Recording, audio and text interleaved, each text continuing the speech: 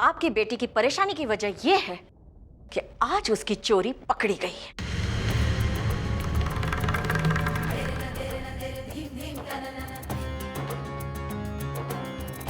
ताई, ये क्या कह रही? चोरी? कैसी चोरी? मैं कुछ समझी नहीं। कैसे समझेंगे आप? आपने खुद कभी इससे इतनी गिरी हुई हरकत की उम्मीद नहीं की होगी। ये जो इसका भोला भाला चेहरा है ना, महज एक दिखावा है। उसके पीछे छुपी हुई असली शक्ल तो। एक मिनट, आप जो भी कहना चाहती है साफ साफ कहिए। ये फिजूल की बातें मत कीजिए। क्या किया है मेरी बेटी ने? क्या किया है? अरे इसने तो बेशर्मी की सारी हदें पार कर दी है। एक शादीशुदा औरत होते हुए भी गैर मर्द से नाजायज संबंध रखते हैं। बस कीजिए ताई,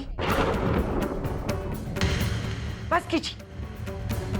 आपने अगर मेरी बेटी के बारे में कुछ भी कहा ना तो पता नहीं मैं क्या कर दूंगी। आप ये सब क्या कह रही हैं?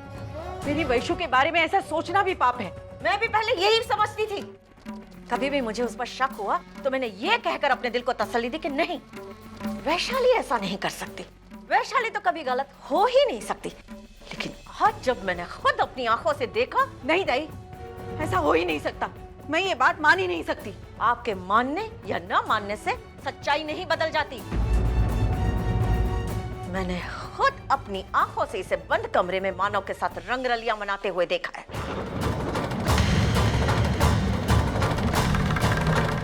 ये क्या कह रही हैं आप? मेरी वैशु और मानव? हाँ, आपकी इस बेटी के मानव के साथ नाजायज ताल्लुकात हैं।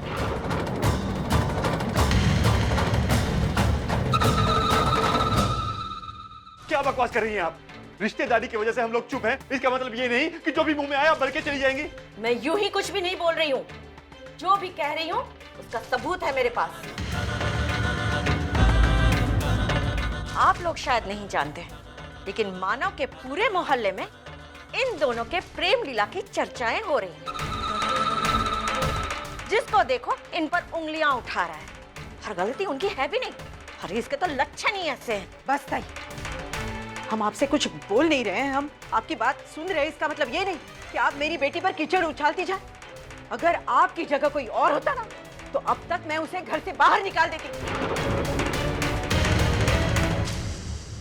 लेकिन आप मेरी समझन है, इसलिए मैं चुप हूँ, शांत हूँ, आपके साथ शराफत से पेश आ रही हूँ। लेकिन मेरी शराफत को आप मेरी कमजोरी मत समझिए। पता नहीं आपने क्या देखा, क्या सोचा, लेकिन मैं आपसे हाथ जोड़कर विनती करती हूँ कि ये सब आपकी गलतफहमी है। आप इस बात को यहीं रोक दीजिए। नहीं, अब तो ये बात तभी रुकेगी जब ये अपनी घिनौनी हरकत कबूल करेगी।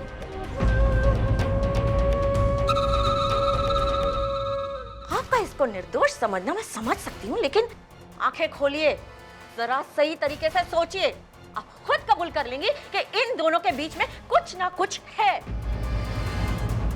देखिए ताई, आप क्या खुद बापा आकर भी मुझे यहाँ कहेंगे ना तो भी मैं ये बात नहीं मानूंगी, क्योंकि मुझे अपने दामाद पर पूरा भरोसा है। बहुत शरीफ इंसान है वो।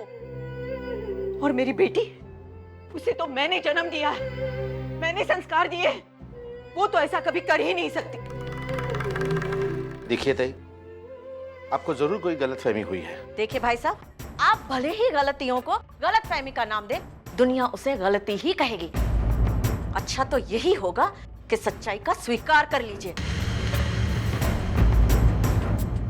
इसके गैर मर्द के साथ संबंध है। ये एक नंबर की गिरी हुई और बच्चा लेने लड़की है। ताई,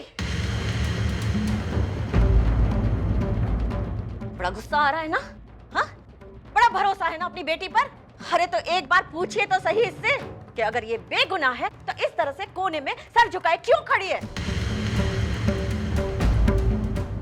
इतने इल्जाम लगाने के बावजूद भी ये मेरा विरोध क्यों नहीं कर रही है?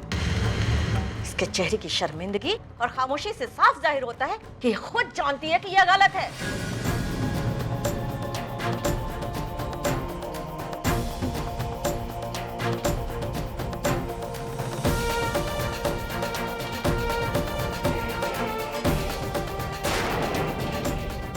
मैंने आपको पहले भी कहा था और मैं अब भी कह रही हूँ, मेरे और मानव जीजू में कुछ ऐसा नहीं है जैसा आप सोच रही है। वहाँ के चौल वालों ने फैलाई हुई अफवाहें हैं। लेकिन ये अफवाहें उठी कैसे?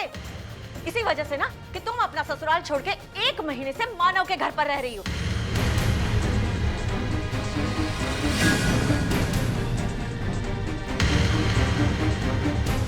देखो वैशाली, मैंने पहले भी कहा था और आज फिर से कह रही हूं, तुम्हारे मानव के घर पर रहने की एक वजह मुझे बता दो, मैं तुम पर लगाए हुए सारे इल्जाम वापस ले लूंगी। सुलोचना ताई, आपको तो शायद पता नहीं है, लेकिन पिछले 1 महीने में मुश्किल से 1-2 रातें इसने अपने घर में बिताई हैं और बाकी के दिन रोज कोई ना कोई बहाना बना के झूठ बोलकर घर से चली जाती थी और वहां मानव के घर पे रहती थी। मैं पूछना चाहती हूँ, वहां क्या रखा है मानव के घर में? क्यों चली जाती थी वो वहां? क्या आप भी यही कहेंगे कि इन दोनों के बीच में कुछ नहीं है?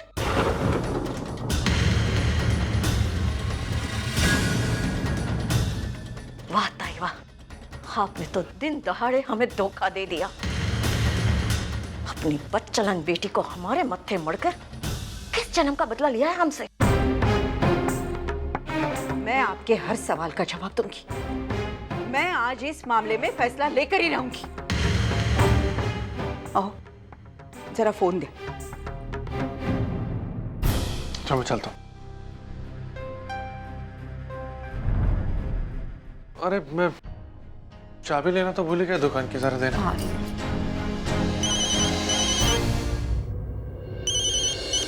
हेलो मानो तुम अभी इसी वक्त यहाँ चले आओ। क्या भाई, सब कुछ ठीक तो है ना? बस तुम यहाँ चले आओ, तुम्हें सब कुछ पता चल जाएगा। हाँ मैं अभी आता। क्या हुआ माना? अर्चना, तुम्हारी आई का फोन था, जरूर कुछ प्रॉब्लम हुई है, उन्होंने तुरंत बुलाया वहाँ पे। कहीं वैशाली के मामले को लेकर तो? पता नहीं, वो तो जाके ही पता चलेगा। चलो मैं निकलता हूँ। मानव, मैं भी आपके साथ चल रही हूँ। ठीक है। आज जो भी होगा आमने सामने ही होगा, और वैशाली का पति होने के नाते धर्मेश का भी यहाँ होना बहुत जरूरी है। बुलाइए उसे। वो यहाँ आकर क्या करेगा? क्यों? हो सकता है कि इसकी वजह धर्मेश भी हो। माना कि मेरी बेटी झूठ बोल रही है, लेकिन हो सकता है इसके पीछे भी धर्मेश ही हो। देखिए ताई, अगर सवाल के तह तक जाना है ना, तो उसको हर तरफ से जांचना चाहिए, परखना चाहिए। और इन दोनों की शादी अभी नहीं हुई है, 1 साल पहले हुई है। अब तक तो कुछ प्रॉब्लम नहीं थी, फिर अचानक ये प्रॉब्लम कहां से शुरू हुई? और अगर वैशाली पूरे 1 महीने में घर में नहीं थी, ये बात आपको खटक गई, तो धर्मेश को क्यों नहीं खटकी? उसने आज तक मुझे या आपसे क्यों नहीं पूछा कि वैशु कहाँ है? मैं वैशु की आई हूँ, इसलिए आप यहाँ आई, हम पर लांछन लगाए, वैशु को सवाल पूछे, तो मेरा भी हक बनता है धर्मेश से सवाल पूछने का। बुलाइए उसे यहाँ। मैंने कहा ना, वो यहाँ नहीं आ सकता। वो मुंबई से बाहर है, अपने काम के सिलसिले में 2 दिन से पुणे गया हुआ है। अरे ये क्या बात कर रही हैं आप? कल ही मैंने उसको डोंबिवली स्टेशन के पास देखा, उसे मैंने आवाज दी, उसने नहीं सुनी। ये शायद ऐसा हो सकता है कि उसने मेरी आवाज सुनकर भी अनसुनी कर दी। नहीं, ऐसा नहीं हो सकता। उसने मुझे यही कहा था कि वो पुणे में है, उसका फोन भी बंद आ रहा था। इसका मतलब है वो जरूर किसी जरूरी मीटिंग में फंसा हुआ था। 1 मिनट, जरा फोन दीजिए। देखिए, मैंने फोन बंद कर लिया, लेकिन इसका मतलब ये नहीं कि हम लोग मीटिंग में हैं। अब साबित क्या करना चाहती हैं? यही कि हो सकता है आपका बेटा भी झूठ बोल रहा हो। आपको नहीं लगता कि आप अपनी बेटी की कुछ ज्यादा ही तरफदारी कर रही हैं? हाँ, कर रही हूँ, क्योंकि अब ये सवाल उसके चरित्र का नहीं है, मेरे संस्कारों का भी है। और मैं अपने संस्कारों की हार होते हुए नहीं देख सकती। मैं अभी धर्मेश का पता बताती हूँ आपको। विनोद, सतीश को फोन लगा।